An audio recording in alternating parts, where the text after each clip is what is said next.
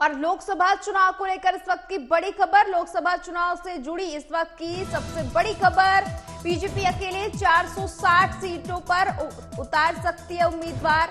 2019 की हारी हुई और कमजोर सीटों पर रहेगा फोकस। करीब 164 सीटों पर बीजेपी जान फूंकने की कर रही है तैयारी। राज्यसभा से आने वाले केंद्रीय मंत्री लड़ सकते हैं चुनाव, सूत्रों के हवाले से खबर सामने आ रही है। पूर्व विधायक को भी मिल सकता है टिकट, सूत्रों के हवाले से बड़ी खबर। राज्य सरकार के मंत्रियों को भी मैदान में उतारा जा सकता है।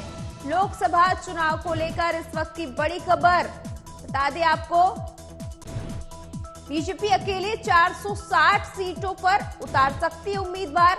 2019 की हारी हुई और कमजोर सीटों पर रहेगा फोकस। करीब 164 सीटों पर जान फूंकने की कोशिश में बीजेपी। राज्यसभा से आने वाले केंद्रीय मंत्री लड़ सकते हैं चुनाव, सूत्रों के हवाले से खबर। पूर्व विधायक भी लड़ सकते हैं चुनाव। राज्य सरकार के मंत्रियों को भी मैदान में उतारा जा सकता है। इस वक्त की बड़ी खबर, लोकसभा चुनाव को लेकर बीजेपी में बड़ी तैयारियां चल रही हैं। बता दें आपको, बीजेपी अकेले 460 सीटों पर उतार सकती है उम्मीदवार। 2019 की हारी हुई और कमजोर सीटों पर भाजपा का फोकस। करीब 164 सीटों पर जान फूंकने की तैयारी में बीजेपी। राज्यसभा से आने वाले केंद्रीय मंत्री लड़ सकते हैं चुनाव। पूर्व विधायकों को भी मिल सकता है टिकट। खबर पर ज्यादा जानकारी के लिए संवाददाता नागेंद्र भाटी जुड़ चुके हैं। नागेंद्र, पूरी तरह से बीजेपी तैयार है, लेकिन वो कौन से ऐसे मुख्य बिंदु होंगे जिनके मद्देनजर नेताओं को मैदान में उतारा जाएगा?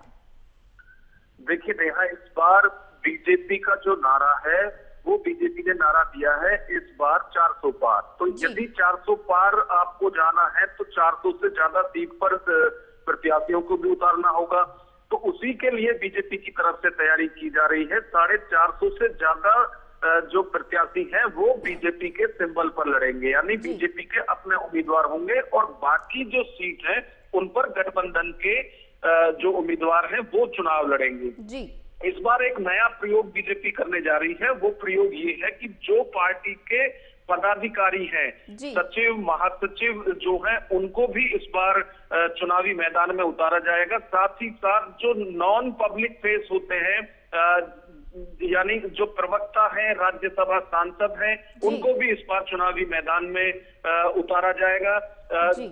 कई ऐसे राज्यसभा सांसद हैं जिनको इस बार मौका मिलेगा। उसी तरह से जो राष्ट्रीय प्रवक्ता हैं, नोएडा की यदि बात करें तो यहाँ से गोपाल कृष्ण अग्रवाल हैं, वो चुनाव की तैयारी कर रहे हैं। उसी तरह से पूर्व राज्यसभा सांसद हैं दुष्यंत गौतम, वो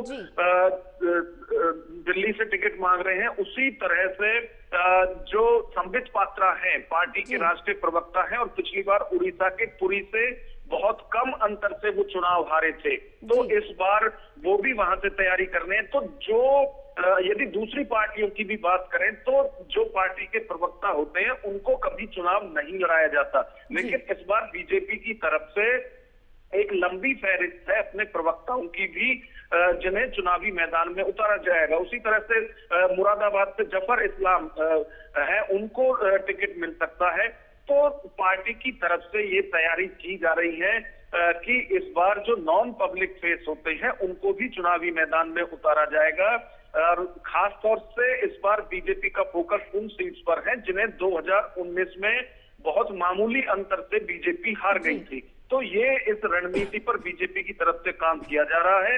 इस बार जो पार्टी के सचिव और महासचिव हैं उनको भी चुनावी मैदान में उतारा जाएगा। जो अलग अलग राज्यों की सरकारों में मंत्री हैं और अच्छा उनका दबदबा है क्षेत्रों के अंदर, उनको भी चुनावी मैदान में उतारा जाएगा। तो बीजेपी इस बार पूरी तरह से 400 पार का जो नारा दिया है उसके आधार पर ही चुनाव लड़ने वाली है। नागेंद्र, सूत्रों के हवाले से खबर है कि बीजेपी विधायकों को भी लोकसभा चुनाव में उतार सकती है। ये फैसला किस हद तक सही होगा? देखिए, ये पहली बार नहीं है। इससे पहले भी बीजेपी की तरफ से 2014 के चुनाव में भी, 2019 के चुनाव में भी जो विधायक थे उनको एमपी का चुनाव लड़ा था, और कई जगह जो विधायक थे वो सांसद बने और सांसद के बाद मंत्री भी बने थे। तो ये तो बीजेपी का पुराना फॉर्मूला है। लेकिन इस बार हारे हुए जो प्रत्याशी हैं उनको भी मैदान में उतारा जाएगा। जो राज्यसभा सांसद हैं उनके लिए भी पार्टी की तरफ से कहा जा रहा है। जो अलग अलग राज्यों में मंत्री हैं, यानी वो विधायक भी हैं और मंत्री भी हैं, तो उनको भी चुनावी मैदान में इस बार उतारने का पूरा मन बीजेपी की तरफ से बनाया जा चुका है। जी नागेंद्र, बंगाल, तमिलनाडु और जो इस तरह के राज्य हैं जहां पर बीजेपी की पकड़, ऐसा कहा जाता है कि उस हद तक नहीं है, तो इन राज्यों में बीजेपी किस तरह से इस बार काम करेगी? बिल्कुल, देखिए, कुछ ईस्ट इंडिया के हिस्से हैं और कुछ साउथ इंडिया के जो राज्य हैं उनमें बीजेपी की पकड़ या तो बिल्कुल भी नहीं है या ना के बराबर है। वहां पार्टी की तरफ से जो क्षेत्रीय दल हैं उनके साथ गठबंधन किया गया है। लेकिन यदि पश्चिम बंगाल की बात करें तो पश्चिम बंगाल में बीजेपी अपने दम पर वहां चुनाव लड़ेगी। यदि गठबंधन में है भी तो बहुत छोटे दल हैं जिनका समर्थन बीजेपी को वहां पर है।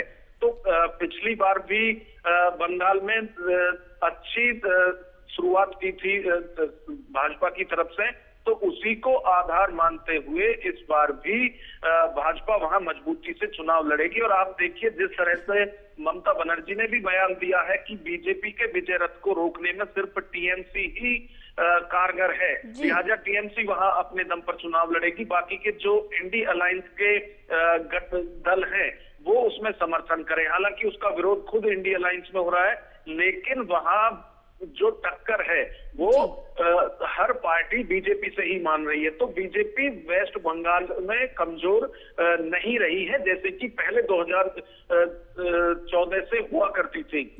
अब स्थिति वहां पर सुधरी है। उसी तरह से आप उड़ीसा में देखिए, उड़ीसा में भी पहले से अच्छी पोजीशन में बीजेपी है। सिर्फ जो दिक्कत है वो साउथ के जो राज्य है वहां पर बीजेपी को अभी भी काफी दिक्कत है। वहां सिर्फ कर्नाटक राज्य को छोड़ दे तो बाकी जगह खाता भी नहीं खोल पाते हैं बीजेपी के जो उम्मीदवार हैं। ठीक है, बहुत बहुत शुक्रिया नागेंद्र ज्यादा जानकारी के लिए।